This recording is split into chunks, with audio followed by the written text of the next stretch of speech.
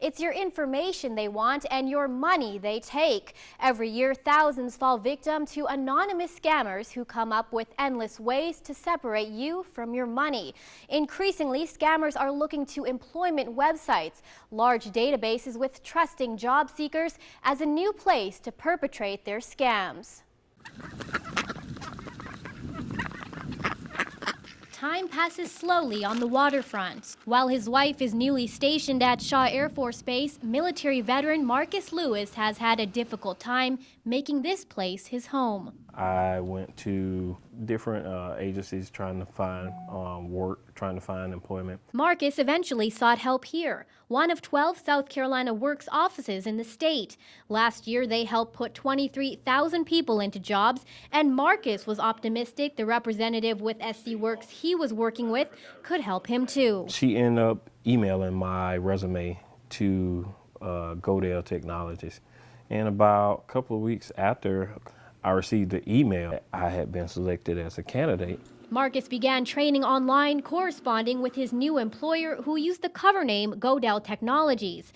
Godale is a real company not involved in this scam. Just a few days later, he received a series of checks, and he was asked to wire close to $6,000 of those funds to Illinois to purchase equipment. It sounds kind of funny to start with, but he pursued it under the fact that I guess he'd gone to the unemployment office, where he felt that he was dealing with a trusted section. Days later, the checks bounced, and Marcus was out $6,000 of his own money. It was then he sought help from the Sumter PD and SC Works officials, both of whom he says were reluctant to help.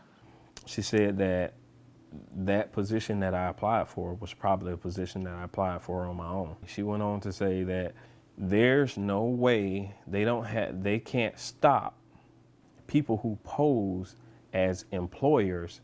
So they're placing people with employers, but they're not checking to see if these employers are legitimate or even real.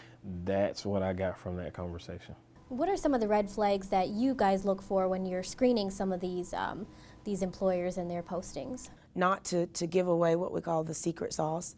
I don't want to necessarily get into the red flags we look for. I don't want to let those bad people in on what they should and shouldn't be doing. Despite initially denying Marcus's claims, this very scam was reported by Department of Employment and Workforce staff in Savannah, Georgia, just days after Marcus went to police. It's also been seen in other states as far as Wyoming. But SC Works staff say they do screen employers. We are on high alert.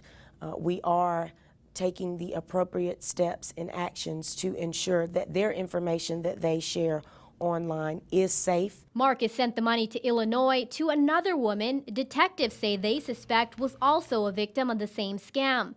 Illinois detectives working the case say the money was soon after sent to Nigeria. Do you feel like Mr. Lewis will ever get his money back? You want me to be honest? I think it's going to be tough. Honestly, I think it's going to be tough. The state law enforcement agency is investigating Marcus's case, but SC Works has declined to elaborate on measures they're taking to protect the sensitive information of job seekers. My wife was just overseas fighting so that you have freedom to do the job that you have, and nobody has even reached out to try to make it right. And that's the most irritating part of it. You might think you'd be smart enough to recognize a check scam if you saw one, but scammers are becoming increasingly savvy when it comes to targeting vulnerable segments of the population. Here in South Carolina, with an unemployment rate of roughly 8%, the new target is job seekers. After moving to South Carolina with hopes of a fresh start, veteran Marcus Lewis is starting a new life under a pile of debt. I got with the SC workforce, and I thought I had a job, but it turned out not to be a job. It turned out to be a scam. Despite working with the state agency, all it took, according to Marcus, was one fraudulent job posting and some savvy scammers to separate him from $6,000 of his own money. The instructions was to wire the money to a vendor. This job came from a state agency, so I felt kind of comfortable with it. The bottom line is usually that you get a check for probably $1,000, $2,000, and they want you to wire back the difference. And with so many people out of work, we definitely get some reports about employment scams. More than 100 every month, to be exact. And if you think Marcus was simply naive, take a look at some of his correspondence with Godel Technologies, a real company that was not involved in this scam. Each check was sent from a different location in the United States, even though the scam was eventually traced to Nigeria, according to Illinois detectives working the case. And the woman who Marcus sent the funds to was also allegedly a victim of the scam. That's also according to Aurora, Illinois police detectives. You're trying to investigate a ghost through the website, which is really tough.